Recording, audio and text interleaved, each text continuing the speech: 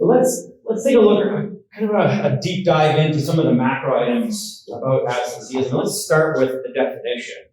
Before we move on, is sometimes organizations believe that absenteeism that they're faced with, it's really, well, it's just our STD program. I don't know what's going on, but we're seeing a lot of excess cost and more people off time. And some people think, well, maybe it's our workers' comp program. At the end of the day, an absence is an absence is an absence. If you're not at work, it's because you got hurt at home, hurt at work, or otherwise. So I want to define absences a bit differently than what you're used to, but before we get into defining absences, I want to make sure you're all clear that there is a direct cost of absenteeism and an indirect cost of absenteeism. And this slide talks a bit about the size of those costs as a percentage of your labor pool or payroll. So for everyone's benefit, direct costs is every dollar spent to deal with employees while they're at work, or while they're not at work, excuse me. And that is the payroll, the salary continuance, the benefits, the workers' comp, whatever that is, LTD, STD. And it usually is about 9% on average throughout Canada. As a percentage of payroll, 9%, close to 10. But 1.5 times that direct cost is the frustrations we all deal with in this room when we deal with absences. And it's the indirect costs. It's the cost of productivity. It's the cost of inefficiencies. Again, tying this back to productivity of our labor pool. So the bigger this cost, the more productive we are as a labor pool. Question? I'm sorry, I might have missed this, but did you define absenteeism? Like if your employer offers you sick days a year and you take them, that's absenteeism? Yeah, so absenteeism, and it's, you're one slide ahead of me, but the definition of absenteeism is everything. And some of the programs that organizations have, whether it's a casual program, an STD program, LTD, or whatever, those are all costs associated with absenteeism. So those are the types of absences that we typically see by category. So something like vacation time, that's not considered absence. Correct. Yeah. What sick days, if you're allotted sick days and you take them? Yep.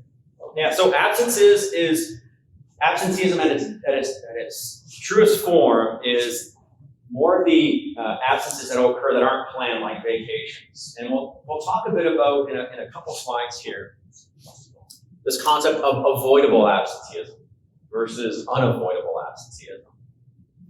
Let me get to that slide in a sec, but I wanted to answer these two questions before I get to your definition, if that's okay, Lauren.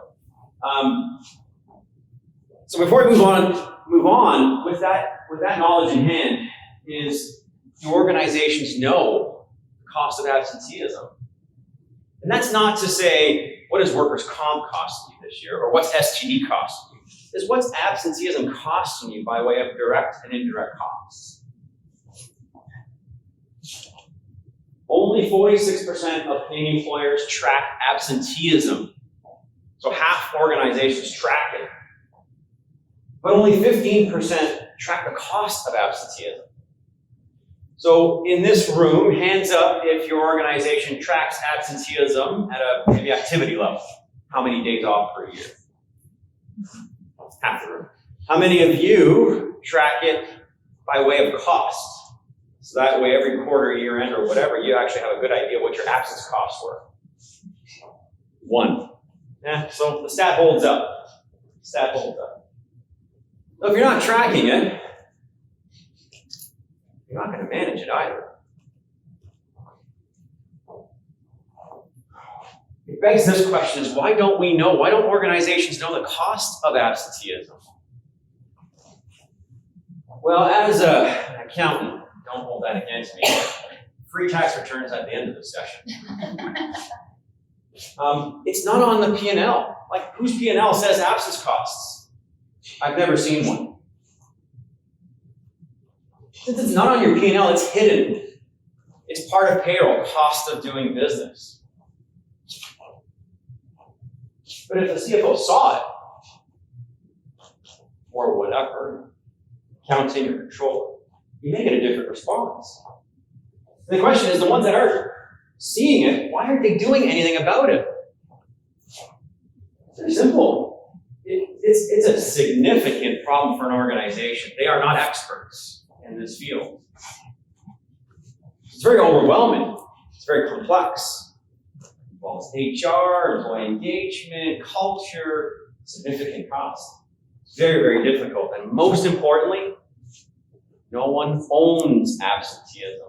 We all play a role in it as HR professionals, health and safety professionals. And I'm sure some of you here were supervisors, are or were at one point, where your manager said, hey, I need you to deal with absences a little better. Go get them type.